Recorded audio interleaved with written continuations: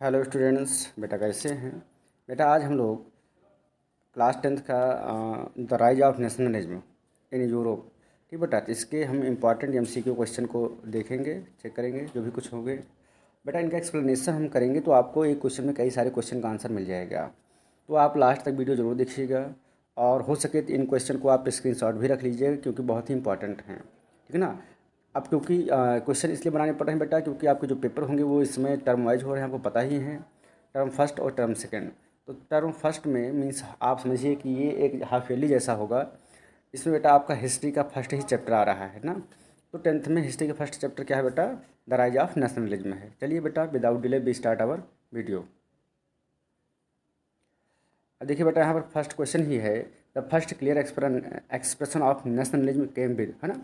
तो जो पहला एक्सप्रेशन था बेटा नेशनलिज्म का, राष्ट्रवाद की जो भावना स्टार्ट हुई बेटा फ्रेंच रेवोल्यूशन के 1789 के रिवोल्ट से, जिसमें आपको पता होगा कि लुइस 16 जो वहाँ का बेटा किंग था।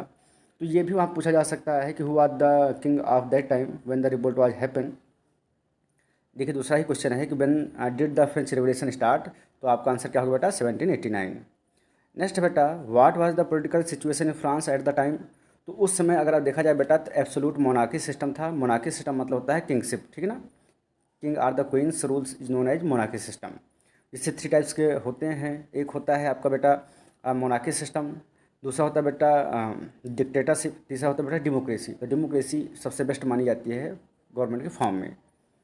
नाउ नेक्स्ट है बेटा what type of the conservative regimes were set up in 1850 in Europe, ठीक है ना बेटा। किस तरीके का रिजीम सेट किया गया आफ्टर 1815। तो देखिए आपको पता होगा बेटा कि 1815 में यूरोप में एक बहुत बड़ी घटना घटी जिसमें वाटरलू के मैदान बेटा, ठीक है ना, वाटरलू के मैदान में क्या हुआ बेटा? नेपोलियन को हरा दिया गया।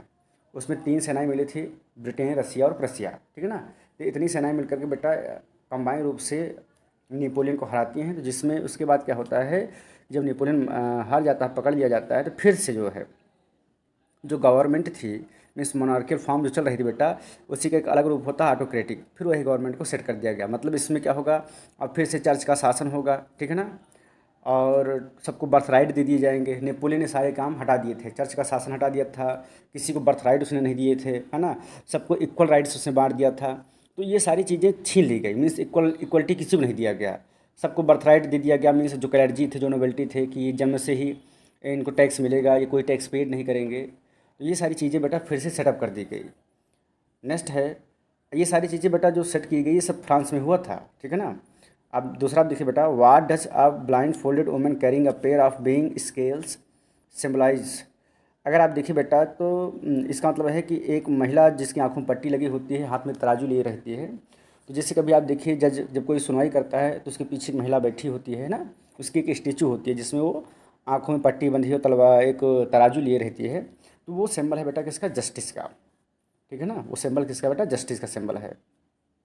नेक्स्ट है identify the French artist who prepare a series of 4 printing visualising a word from the following. तो आंसर क्या था बेटा? फ्रेडरिक सोरू जी ने 4 वॉल्यूम का एक प्रिंटिंग बनाई थी। और बेटा उनकी उस प्रिंटिंग का क्या नाम था? Democratic and social Republic. ये उनकी प्रिंटिंग का नाम था जो उन्होंने 4 वॉल्यूम की प्रिंटिंग बनाई थी। तो ये भी कभी कभी बेटा पूछा जा सकता है कि what was the name of 4 printing volumes. Democratic and social Republic, ठीक है ना। ये बेटा उनकी 4 वॉल्यूम की जो प्रिंटिंग उन्होंने बनाया था उसका नाम था। तो ये भी क्वेश्चन हुआ क्या सकता है कि who prepare the democratic and social Republic printings. तो आपका आंसर कुल क्या होगा बेटा? फ्रेडरिक सोर होगा। नाउ नेक्स्ट है बेटा what is the meaning of la patrie and le citoyen. ये बेटा बहुत ही इंपॉर्टेंट है आपके लिए। इसमें देखिए ला पार्टायर्स और ले सिटोयन बेटा ये जो फ्रांस के लोगों के अंदर राष्ट्रभक्ति की भावना जो जगाई जाने लगी, तो उनको ये बताया गया है कि la patrie means France is your fatherland and you are the citizen means you are the son of the France. तो यहाँ पर सब क्या है? इक्वल हैं। फ्रांस आपका पिता है और आप उसके बच्चे हैं। यहाँ पर कोई अमीर गरीब या छोटा बड़ा नहीं है। आप सभी लोगों का हक है सबके रिसोर्सेज को यूज़ करने का। क्योंकि फ्रांस में क्या था बेटा आपको पता होगा कि फर्स्ट स्टेट करके था, फिर सेकंड स्टेट था और थर्ड स्टेट था। तो जो थर्ड स्टेट था बेटा एक कॉमन था, इसमें कॉमन पीपल थे। फर्स्ट और सेकंड स्टेट को बर्थ राइट मिला था, वो कोई भी टैक्स नहीं पेड करेंगे बल्कि उनको टैक्स मिलेगा ही। बेटा जो क्वेश्चन आपको अच्छे लग रहे हों उनकी आप स्क्रीनशॉट रख लीजिए, उनको राइट डाउन कर लीजिएगा। How many colours did the new French flag है, ट्राई कलर्स थे बेटा, ठीक है ना, ट्राई कलर्स, जिसमें ब्लू था बेटा, रेड था, ब्लू वाइट रेड, ठीक है ना, ये बेटा है, आप इसको राइट डाउन कर लीजिएगा। और आप बताइए, एक जगह का था बेटा ब्लू रेड गोल्डन कलर, है ना, तो वो कहाँ का था बेटा, जर्मेनिया का था वो। By whom was the state general elected, तो स्टेट जर्नल में कौन से चुन के आते थे, देखिए यहाँ पर ध्यान रखिएगा, जब स्टेट जर्नल लिख के आता है तो आप समझ लीजिएगा कि ये किंग से रिलेटेड है, ठीक है ना। अब किंग लुइस की यहाँ पर बात हो रही है, अभी हम लोग बेटा फ्रांस की ही बात कर रहे हैं, ठीक है ना। किंग लुइस के टाइम पर जो बेटा वहाँ की सभा लगती थी, जिसमें क्लर्जी नोबेल्टी मतलब चर्च के लोग होते थे, किंग होते थे, उनके मिनिस्टर्स होते थे, और फिर थर्ड स्टेट वही इसमें शामिल किया जाता था, तो उसका नाम था बेटा स्टेट जर्नल। बाद में इसी का नाम बदल के बेटा हो गया था क्या, नेशनल असेंबली, क्या हो गया था बेटा, नेशनल असेंबली। तो उसमें एक्टिव सिटीजन चुन के आते थे। अब यहाँ पर एक्टिव सिटीजन का मतलब मान के चलिए बेटा कि those who have the right to vote, जिनको राइट टू वोट का पावर थी, जिनके पास वोट करने की, उन्हीं को चुन के यहाँ पर लाया जाता था। अच्छा, किनको पावर थी, ये भी बड़ी बात है, तो जिनके पास बेटा प्रॉपर्टी थी फ्रांस में, जिनको प्रॉपर्टी मिली थी, उन्हीं को राइट टू वोट मिला था, और वही बेटा इलेक्ट होकर के स्टेट जनरल में आते थे। उनमें भी शर्त थी जिसकी उम्र कम से कम 25 साल से ऊपर हो, अब वो कम से कम टैक्स पेड करते हों 3 दिन का या उससे ज़्यादा का अपनी कमाई का, तो उन्हीं को एक्टिव सिटीजन माना गया था।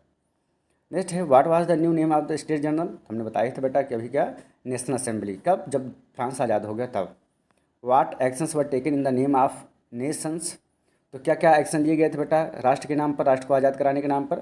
तो यहाँ पर आप देखिए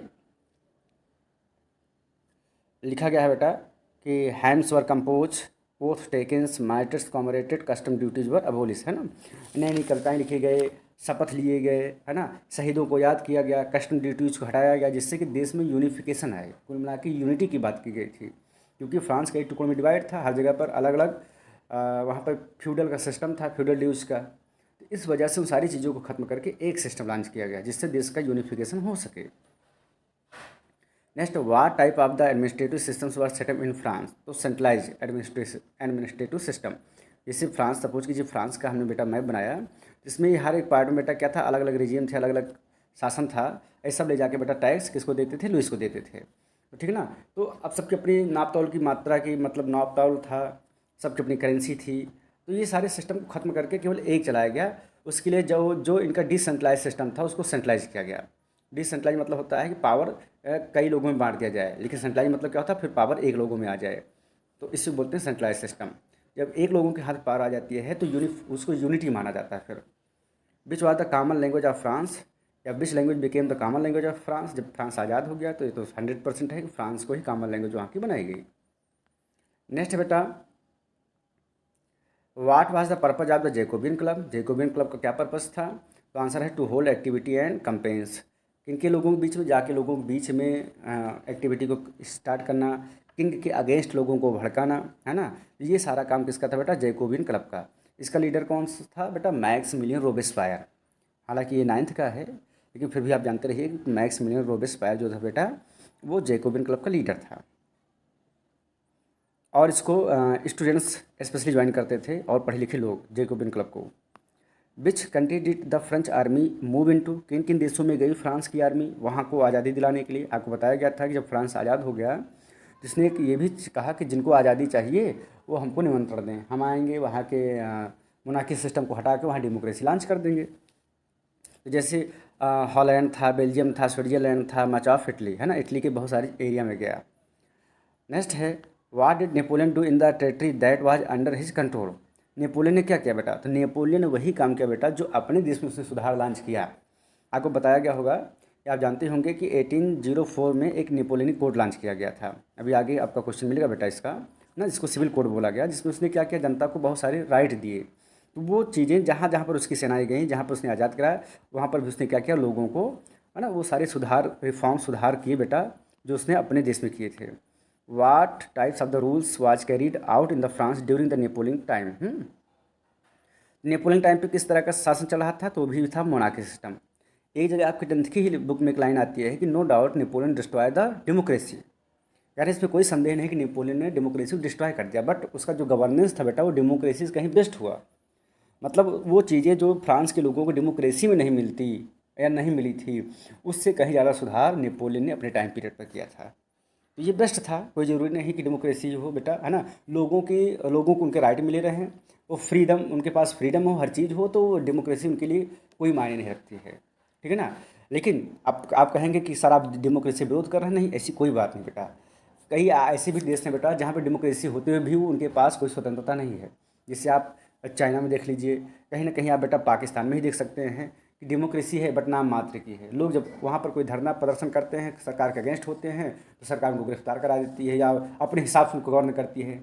अब चाइना में देखिए, कोई भी कम्युनिस्ट पार्टी चाइना के खिलाफ कोई कुछ नहीं बोल सकता है, और नाम वहाँ कहने के लिए डेमोक्रेसी है। अब यहाँ पर देखिए वही लाइन सेम आगे जो अभी हम बोल रहे थे, Napoleon had no doubt destroy in France. तो आंसर का क्या होगा? डेमोक्रेसी। नेपोलियन ने, इसमें कह रहे हैं कोई डाउट नहीं जिसकी उसने डेमोक्रेसी को डिस्ट्रॉय कर दिया। तो ये आपका फिलअप में आ सकता है, मे बी क्वेश्चन करके। The civil code of 1804 also known as, है ना। तो इसका क्या नाम था बेटा? नेपोलियन। क्यों? क्योंकि इसको नेपोलियन ने ही लॉन्च किया था। नाउ नेक्स्ट क्वेश्चन है बेटा, what did the civil code of 1804 bring about, है ना। तो क्या था सिविल कोड जो नेपोलियन थ्रू लॉन्च किया गया था 1804 में? देखिए इसका क्वेश्चन कई तरीके से बन सकता है कि in which year civil code was launch, तो आंसर आपका 1804, है ना। और फिर ये भी बन सकता है कि हु लॉन्च, तो नेपोलियन लॉन्च किए थे। तो कई तरीके से क्वेश्चन चाहे जैसे घुमा के दें, आप उनको समझिएगा बस केवल। तो यहाँ पर समझिए कि क्या क्या सुधार नेपोलियन ने किए थे अपने सिविल कोड के थ्रू, यहाँ पर बेटा हम आपको दिखा दे रहे हैं। देखिए उसने क्या था बेटा, डिड अबे all the privilege based on the birth. उसने वो सारे अधिकार ले लिए लोगों के, मीन्स क्लर्जी के, नोबेल्टी के, कि जो उनको बर्थ राइट मिल रहा था जिससे, मतलब कह रहे थे कि हमारे राजा का बच्चा राजा ही होगा, चर्च में पैदा हुआ, चर्च के यहाँ फादर के यहाँ जो बच्चा पैदा वही चर्च को गवर्न करेगा, कोई दूसरा नहीं गवर्न कर सकता है। तो ये सारी चीज़ें उनसे छीन ली गई। और उनको क्या था एक अधिकार कि वो टैक्स लेंगे, टैक्स नहीं देंगे, तो ये भी अधिकार छीन लिया गया कि नहीं, अगर आप देश के हैं कोई भी हों आपको टैक्स पेड ही करना पड़ेगा।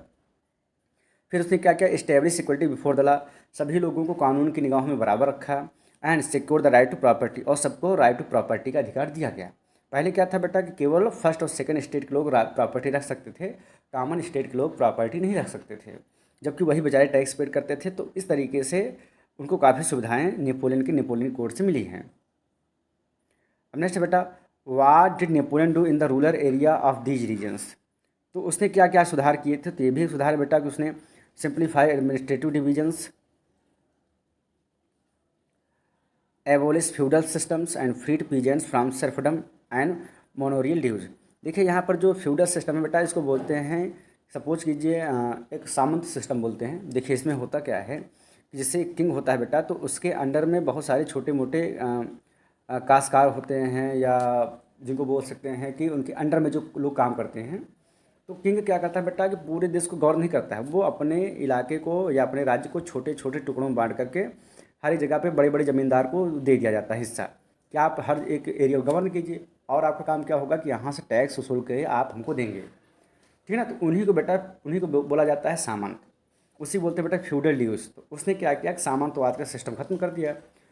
खत्म करने से क्या हो गया बेटा, सेंट्रलाइज एडमिनिस्ट्रेटिव सिस्टम हो गया। Freed peasants from serfdom, serfdom मतलब होता है एग्रीकल्चरल स्लेव। और पहले क्या था बेटा कि स्लेव सिस्टम था, लोगों को दास बना के रखते थे, एग्रीकल्चर कराते थे, वो सिस्टम भी इसने क्या कर दिया बेटा, खत्म ही कर दिया एक प्रकार से। और बेटा क्या है बेटा, मेमोरियल डोज, है ना। इसका मतलब जागीर सिस्टम, जागीर मतलब कि बड़े बड़े इलाकों में लोगों को दे दिया जाए कि आप इसको गवर्न कीजिए। तो सारे सिस्टम उसने खत्म करके केवल एक उसने सेंट्रलाइज सिस्टम को लॉन्च कर दिया। नेक्स्ट क्वेश्चन बेटा, what changes did Napoleon bring about in the towns. Towns में क्या सुधार किए? देखिए गिल्ड रिस्ट्रिक्शंस व रिमूव, है ना। गिल्ड मतलब होता है कि व्यापारियों के आने जाने पर जो मनाही थी, अर्थात उन पर जो हाई टैक्सेस लगाए जाते थे उसको उसने ख़त्म कर दिया। ट्रांसपोर्ट और कम्युनिकेशन सिस्टम उसने बेहतर बनाए।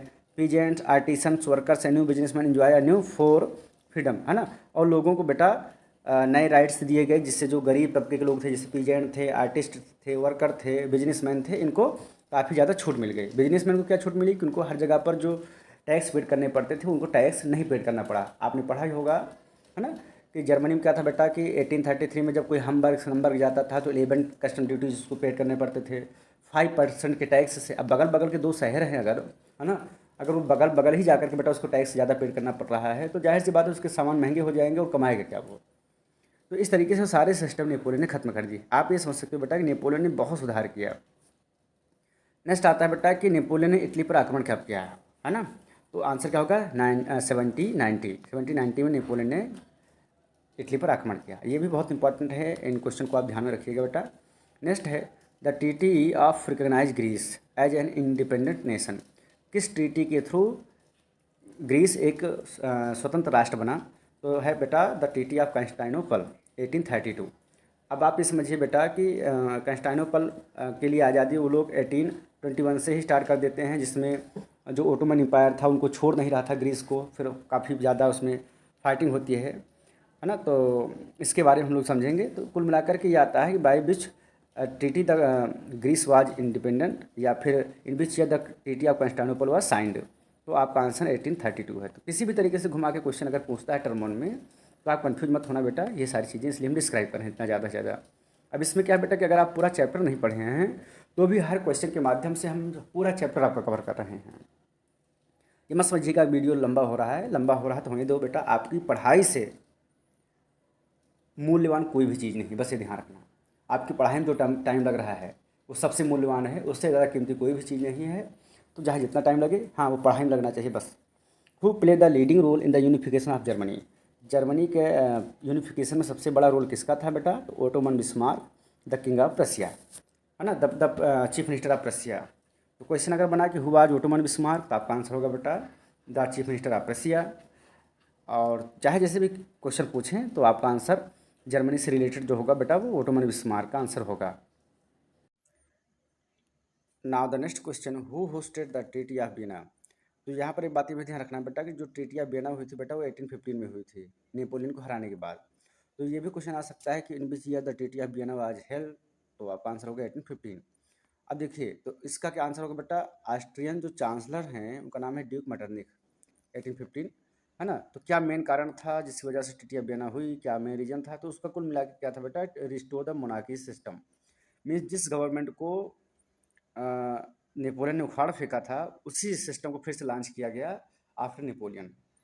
ठीक है, मतलब लोगों के राइट को वापस वापस कर दिया। लोगों में राइट क्या बेटा, क्या जो फर्स्ट और सेकंड स्टेट थे जो उनके राइट छीन लिए गए थे, कॉमन लोगों को दे दिए गए थे, फिर से वही राइट उनको वापस कर दिए गए। अब कहीं ना कहीं फिर से बेटा कॉमन लोगों को एक गुलाम की ज़िंदगी जीने के लिए मजबूर कर दिया गया। नेक्स्ट है व्हाट डज एब्सोल्यूट मीन्स। इसका मतलब होता है मोनार्कियल गवर्नमेंट। ये एक नंबर में आ सकता है या वैसे भी, तो आप इसका आंसर सिंपल समझ ही लीजिएगा बेटा, है ना, कि जो राजशाही शासन होता है उसको एब्सोल्यूट गवर्नमेंट भी बोलते हैं। Who was the proclaim king of the United Italy in 1861। Answer होगा बेटा विक्टर इमैनुअल सेकंड।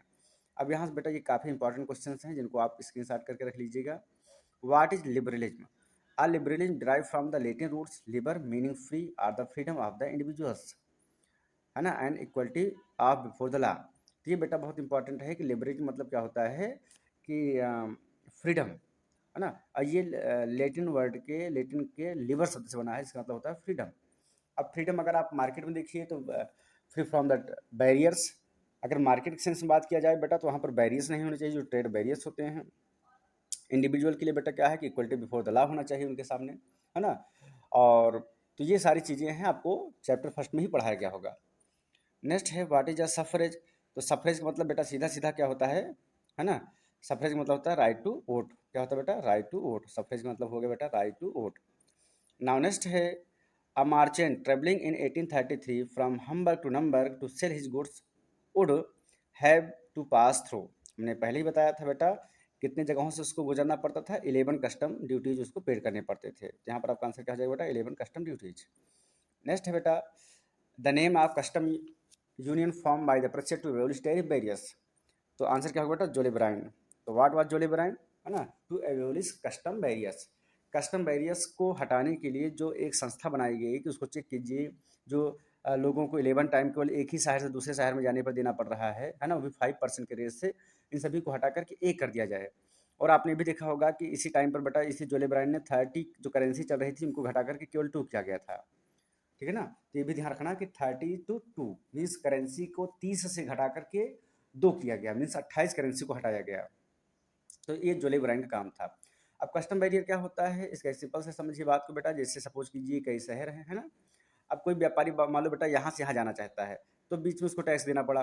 फिर यहाँ से यहाँ शहर में जाना चाहता है, फिर उसको बीच में टैक्स देना पड़ा। तो बेटा जो जितनी बार वो जिस शहर को जाएगा उतनी बार अगर उसको टैक्स पे करना पड़ता है, तो उसके गुड्स बेटा महंगे होते चले जाते हैं। वो सारा उसी गुड्स पर ही टैक्स को लागू कर देता है। तो यहाँ पर ये बेटा दिक्कत थी।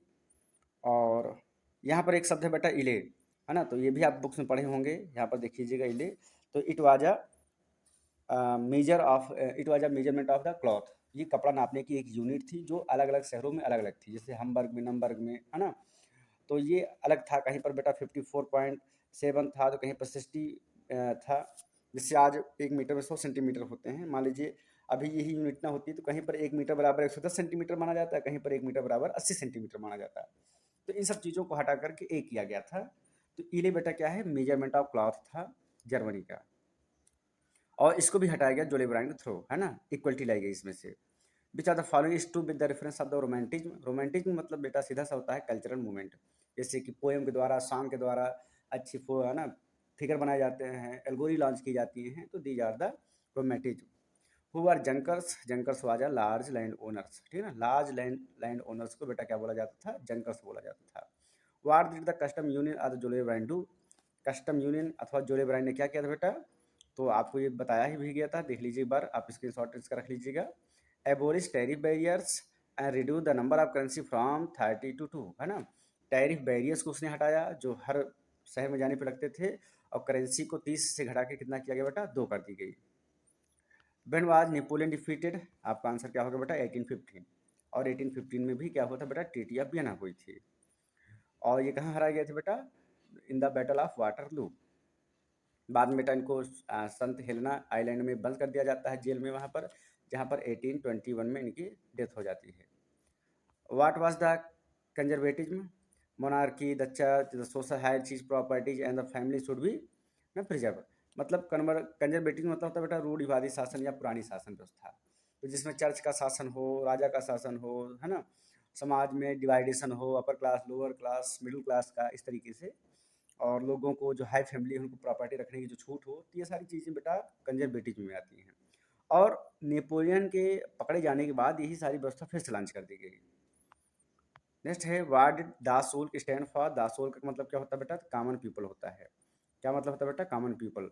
एक होता है बेटा बोल्गिस्ट, अभी आगे है आप देखिएगा, बोल्गिस्ट मतलब होता है बेटा नेशन। ये भी आप ध्यान रखना है, बहुत इंपॉर्टेंट है। When did Treaty of Vienna take place and who were the participants? Treaty of Vienna कब हुई थी बेटा, 1815 में। ब्रिटेन, रसिया, प्रसिया, ऑस्ट्रिया, ठीक है ना, ये 4 देश हो गए बेटा, अब इनको ध्यान रखना है। और नेक्स्ट हुआ था Joseph Mazzini, what did he do. Joseph Mazzini कौन थे बेटा, तो ही वाज इटालियन रेवोल्यूशनरी, है ना। और इन्होंने बेटा 2 यंग सोसाइटी फॉर्म की थी। एक का नाम था बेटा यंग इटली, दूसरे का नाम था यंग यूरोप। बहुत इंपॉर्टेंट है बेटा, who found the secret society, young Italy. आपका आंसर होगा Joseph Mazzini. Who found the young society of young Europe, आपका आंसर क्या होगा बेटा, जोसेफ मेजनी। ये इटली के क्रांतिकारी थे बेटा, जब ये 24 साल के थे तो ये, है ना, किंग के खिलाफ वहाँ पर कुछ बयानबाजी कर रहे थे, भाषण दे रहे थे, लोगों को समझा रहे थे, तो उनको वहाँ से फिर देश से निकाल दिया गया। फिर ये जाते हैं, सीक्रेट सोसाइटी बनाते हैं इटली को आज़ाद कराने के लिए पूरे यूरोप को। तो उनमें क्या होता है कि लोगों को जोड़ते हैं, अपनी विचारधाराओं से उनको प्रेरित करते हैं, कहीं ना कहीं उनको आज़ादी के लिए, है ना, प्रेरित करते हैं। तो ये इनकी सोसाइटी का मेन काम यही था। Who said when France sneeze the rest of Europe catch cold, बहुत इंपॉर्टेंट है बेटा। किसने कहा था, जब फ्रांस छींकता है तो पूरे यूरोप को जुकाम हो जाता है। तो इसको बेटा ड्यूक मेटरनिक ने कहा था, जो ऑस्ट्रिया के चांसलर हैं थे उस समय पर, है ना। और इसका मतलब ये हुआ बेटा कि अगर आप समझिए कि फ्रांस इतना पावरफुल था कि अगर थोड़ी सी भी चेंजेस फ्रांस में होते थे तो उसका पूरा असर जाकर के यूरोप पे होता था, ठीक है ना। जैसे आपके समाज में कोई पावरफुल व्यक्ति हो, अगर उसके ऊपर थोड़ी सी भी कोई आँच आती है तो जनता उसके सपोर्ट में आ जाती है, या फिर मतलब कहीं न कहीं लोगों को उसकी परेशानी से फिर बहुत ज़्यादा परेशानी और लोगों को, कॉमन लोगों को झेलना पड़ता था। तो वहाँ इनका कहने का मतलब था कि जब फ्रांस में कोई भी चेंजेस होते हैं तो पूरे यूरोप को उसका चेंज झेलना पड़ता है ना। मीन्स जब France sneeze the rest of Europe catch cold, जब फ्रांस छींकता है तो पूरे यूरोप को जुकाम हो जाता है। What did Germania symbolise, German nation Germania था बेटा। फ्रांस का क्या था बेटा, क्रिश्चियन मारियाने। ब्रिटेन का क्या है बेटा, ब्रिटानिया है। भारत का क्या है बेटा, भारत माता है। हुआ जोसेफ मेजनी। अच्छा हाँ, ये सब बेटा क्या है, एल्गोरी हैं। एल्गोरी मतलब क्या होता है कि किसी भी नेशन को एक सिंबलाइज कर देना फीमेल फिगर में, तो उसको एल्गोरी बोला जाता है बेटा। हुआ जोसेफ मेजनी, इटालियन रिवोल्यूशनरी, अभी आपको हमने बताया ही था। What happened at the treaty of Constantinople, treaty of Constantinople में क्या हुआ था, इसका आंसर आप खुद देंगे, है ना। ग्रीस को आज़ादी मिली थी, किससे, ओटोमन एम्पायर से। Greece was recognise as an independent nation. In which year did Louis Philippe flee and national assembly was proclaim at the republic? तो 1848। ये बुक में ही सब है बेटा, बुक से बाहर कहीं कोई भी क्वेश्चन आप नहीं पाएंगे। शुरू में एक दो क्वेश्चन हमने बेटा फ्रांस के से ऐड कर लिया, चूंकि हमको लगा कि मे भी हो सकता है कि वो पूछे जाएं। तो आप ये ध्यान दीजिएगा बेटा कि जब फ्रांस में 1879 में उसको आज़ादी मिली, फिर इधर आप 1804 उसके लिए इंपॉर्टेंट था, चूंकि नेपोलियन आया और उसका उसने सिविल कोड लॉन्च किए। फिर 1815 में नेपोलियन को पकड़ा गया बेटा, 1821 में ही वाज डाइड हो गया, है ना। अब यहाँ पर देखिएगा कि 1815 से ही 1830 तक वहाँ पर शासन किसका चला, मोनार्की का। अब 1830 से बेटा अगर देखा जाए तो 1830 से लेकर के 1848 तक लुइस फिलिप का शासन था, कहाँ पर, फ्रांस में, ठीक है ना। और इनके शासनकाल में क्या हुआ बेटा, बेरोजगारी बढ़ गई, भूखमरी बढ़ गई, जिसकी वजह से इनको राजगद्दी छोड़ करके भगना पड़ा। तो वही यहाँ पर पूछा जा रहा है कि वो राजगद्दी छोड़ के कब भागे, तो आंसर क्या होगा बेटा, 1848।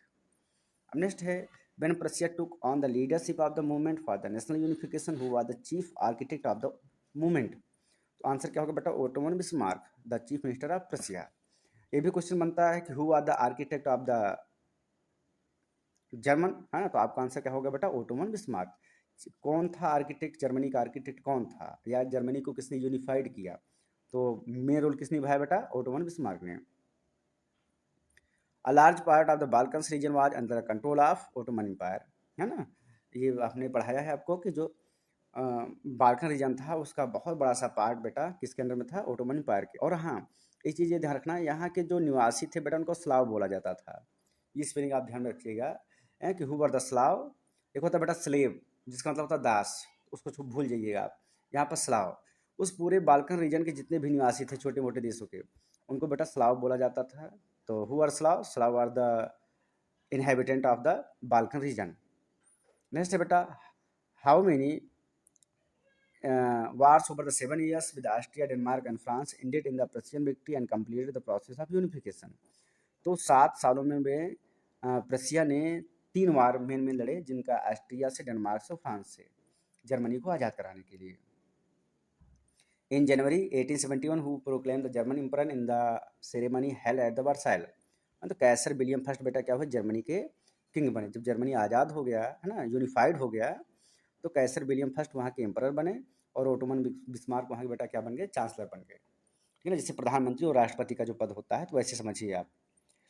Who had sought to put together a coherent programme for a unitary Italian republic in 1830? तो आपका आंसर क्या होगा बेटा, जुसेफ मेजिनी है। मतलब जुसेफ मेजिनी के ही प्रयास से, है ना, इटली को आगे जाकर के बेटा यूनिफाइड मतलब होता है Italy. In 1861 was proclaim king of United Italy, तो विक्टर इमैनुअल सेकंड। और जर्मनी में कौन था बेटा, किंग कैसर विलियम, ठीक है ना। तो 1861 में जब इटली का यूनिफिकेशन हुआ, तो वहाँ का किंग कौन बना, तो विक्टर इमैनुअल सेकंड। नेक्स्ट है, is perhaps the most celebrated of Italian freedom fighters? तो कौन था बेटा, जुसेफ गैरीबाल्डी। अब यहाँ पर ध्यान रखना, एक है जुसेफ गैरीबाल्डी, ये है, एक होते हैं बेटा जुसेफ मेजिनी। तो मेजिनी जो था बेटा एक रिवोल्यूशनरी था, एक क्रांतिकारी था, जबकि जुसेफ गैरीबाल्डी एक सेनापति थे सेना में, इटली की ही सेना में बेटा, वो सेना मतलब सेना नायक थे, ठीक है ना। वो एक आर्मी मैन था, जिसने अपनी सेना को बढ़ चढ़ कर मतलब फाइट करने के लिए उकसाया, और उसने फाइट किया और देशों को हराया उसने, है ना। तो यहाँ पर आप और तो गैरीबाल्डी और मेजिनी में मतलब कंफ्यूज मत होइएगा। जो मेजिनी है वो एक क्रांतिकारी था, जिसने यंग इटली और यंग यूरोप बनाया, जबकि जोसेफ गैरीबाल्डी क्या है बेटा, एक सेना नायक था, सेनापति था, कमांडर था।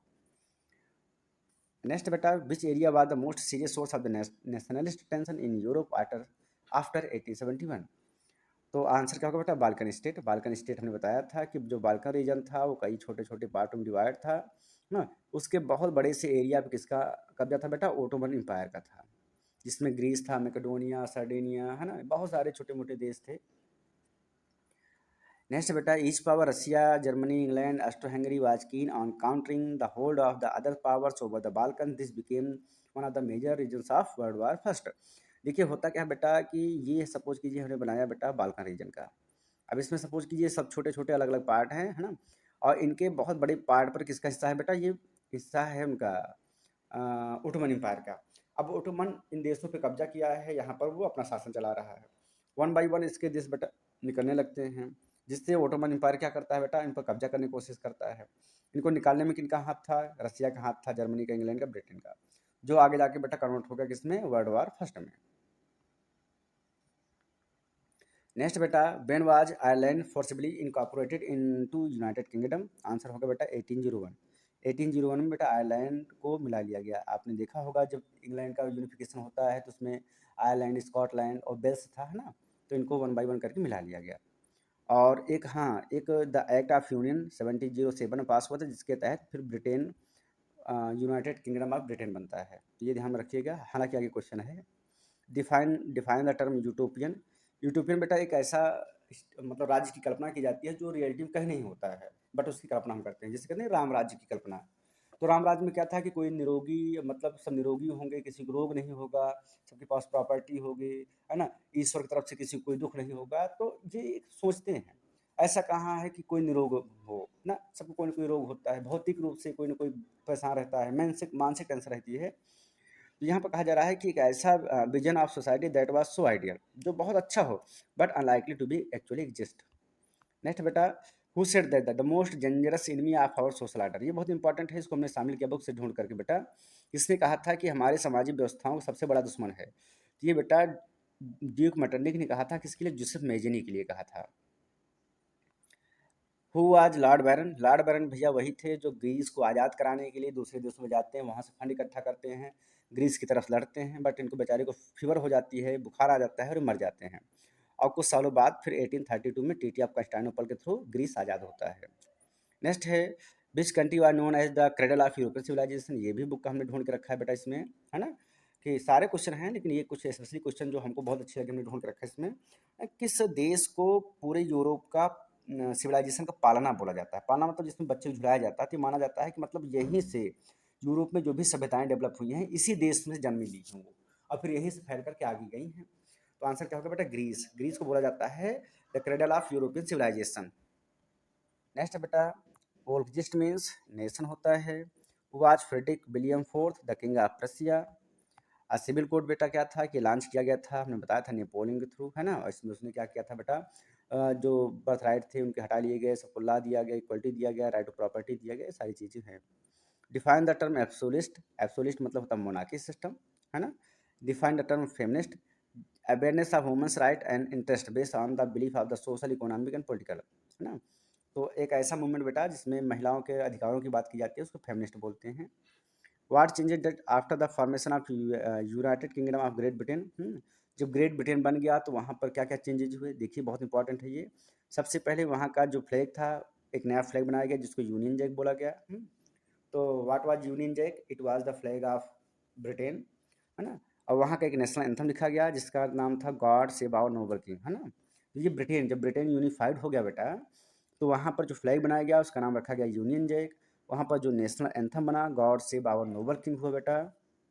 और इंग्लिश को कॉमन लैंग्वेज बना दी गई, जिससे फ्रांस में फ्रांस बनी, वैसे इंग्लैंड में मीन्स ब्रिटेन में इंग्लिश बन गई, चूँकि इन्हीं का आधिपत्य वहाँ पर था। What is the allegory of France? Christian Maria ने। In which year the act of union was pass? 1707। ये एक्ट ऑफ यूनियन क्या है बेटा? इसी के थ्रू बेटा इंग्लैंड को वेल्स, स्कॉटलैंड और आइसलैंड मिला करके यूके बनाया जाता है, United Kingdom, the Great Britain of United Kingdom. Next है, define the term plebiscite? Plebiscite मतलब तो जनमत संग्रह, जिसमें क्या होता है कि हम हैंड रेज कर देते हैं, जिससे कोई पूछता है कि आप इसके सपोर्ट में है कि सपोर्ट में नहीं है, तो वो एक जनमत संग्रह होता है बेटा। तो plebiscite is the direct vote by the which all the citizens or regions are asked to accept और द रिजेक्ट, है ना, जिसमें मतलब सभी लोग एक्सेप्ट करें रिजेक्ट करें, वो एक खुला चैलेंज होता है। अब देखिए कुछ इंपॉर्टेंट फिगर है बेटा जो क्वेश्चन बनाए जा सकते हैं बहुत हिसाब से, तो इनको हमने रखा है इसमें। जरा देखिए, जैसे कि है ब्रोकन चेन, तो इसका मतलब क्या होता है? फ्रीड होना। तो what the broken chain stand for? तो आपका आंसर क्या होगा बेटा? बीइंग फ्रीड के लिए। Breast plate with eagles, symbol of the German empire strength. Crown of oak leaves, heroism हो गया बेटा। Sword, readiness to fight. Olive branch around the sword, इसका क्या होगा बेटा? सिम मतलब विलिंगनेस टू मेक पीस, है ना। और red, black and gold try colour, ये बेटा कहाँ का नेशनल कलर है? ये है जर्मनी का। Rays of the rising sun, beginning of new era. तो ये बेटा कुछ पूछ सकते हैं, हमने क्या कहा, जैसे दे दिए कि the rays of rising sun stand for, तो आपका आंसर क्या होगा? Beginning of new era. उगता हुआ सूर्य किसका परिचायक होता है? तो नए युग की शुरुआत का परिचायक माना जाता है वो। अब इस फिगर को पहचानना है ना, क्योंकि फिगर भी आपके उसमें दे सकते हैं। तो ये यहाँ पर देख लीजिएगा, ये बेटा जर्मेनिया का फिगर है, और इसको बनाया किसने है बेटा? फिलिप बेट ने बनाया है 1848 में। तो ये भी हमने रख दिया है कि who made the painting of Germania, तो आंसर पर क्या होगा? फिलिप बेट। कब? 1848 में, है ना बेटा। चलिए नेक्स्ट देख लेते हैं कुछ। चलिए बेटा, आपका पूरा का पूरा चैप्टर कंप्लीट हुआ। आई होप कि बेटा आपको वीडियो बहुत पसंद आया होगा। और जल्दी ही बेटा हम टर्म वन में जो भी और चैप्टर आ रहे हैं, जैसे ज्योग्राफी में 2 चैप्टर आ रहे हैं, 2 इकोनॉमिक्स में और 2 सिविक्स में आ रहे हैं, तो थोड़ा सा टाइम लगेगा, लेकिन वन बाय वन करके हम सब वीडियो बेटा डालेंगे। अभी द ह्यूज एक्सप्लेनेशन, अगर आपने चैप्टर नहीं पढ़े हैं तो डोंट वरी रहिएगा, आप केवल हमारा एक्सप्लेनेशन ही सुन लीजिए, तो आपका 90 से 95% तक कवर हो जाएगा पूरा का पूरा chapter. Okay students, we will meet in a next video. तब तक के लिए बेटा bye and have a great day.